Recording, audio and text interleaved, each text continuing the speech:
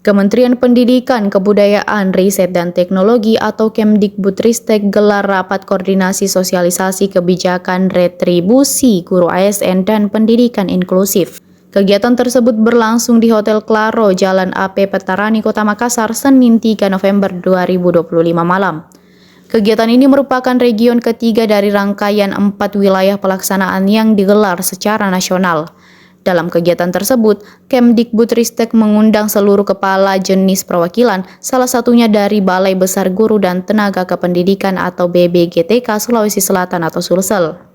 Ada 2 agenda utama yang dibahas, yakni redistribusi guru ASN ke sekolah swasta serta penguatan kebijakan pendidikan inklusif.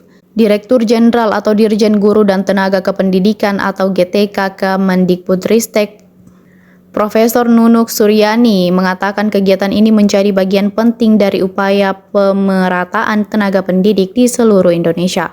Selama ini redistribusi guru ASN ke sekolah swasta belum pernah diatur secara khusus.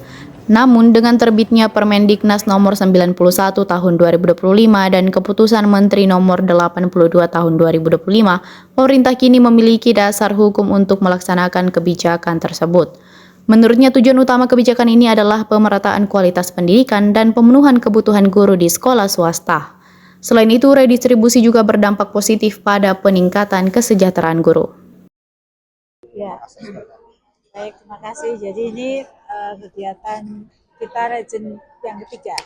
Kita sudah ada 3 region, yang terakhir ada 4, yang mana kita mengundang seluruh kepala dinas pendidikan, BKD, BKPSDM, BKPP, Provinsi Kabupaten Kota seluruh Indonesia untuk 2 kegiatan utama. Yang pertama tentang redistribusi guru ASN ke sekolah swasta atau yang dikelola masyarakat, dan tentang pendidikan inklusif.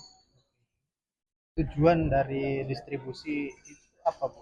Ya, jadi kalau tadi seperti paparan, nanti kalau untuk detail datanya ada di paparan. Itu kita jumlah guru kita itu ada kelebihan tapi ada kekurangan. Jadi ada beberapa misalnya di kabupaten yang sama itu ada kelebihan guru di sekolah negeri, tapi ada banyak kekurangan guru di sekolah swasta. Nah saat ini memang belum terpikir dibolehkan selama ini untuk meredistribusi sekolah swasta. Tapi dengan keluarnya Permendiknas nomor 1 tahun 2025 dan Kepmen nomor berapa Pak Ses? Kepmennya 82 2025 itu ada mekanisme bagaimana mendistribusikan kelebihan guru sekolah negeri itu ke sekolah-sekolah yang membutuhkan. Sekolah swasta tujuannya apa ya? Supaya pemerataan kualitas pendidikan atau pemenuhan kebutuhan guru sekolah swasta dapat terpenuhi, dan yang paling efek dominonya adalah si guru itu mendapatkan beban kerja yang memadai sesuai dengan peraturan, sehingga dia dapat mendapatkan tunjangan profesinya. Termasuk mungkin ke pelosok-pelosok, Bu? Ya, karena sekarang regulasi terkait pemindahan guru itu masih di kewenangan yang sama.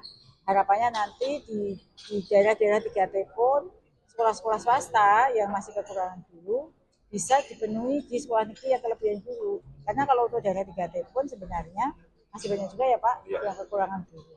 Namun kalau kita lihat datanya ada di daerah 3T yang kelebihan guru di sekolah negeri. Harapannya supaya guru itu bisa diberdayakan dengan maksimal gitu. Skema distribusinya nanti ke daerah gimana? Ya, jadi di Permendiknas dan Kepmen itu sudah diatur sekolah apa yang boleh, sekolah seperti kriteria sekolah yang boleh menerima.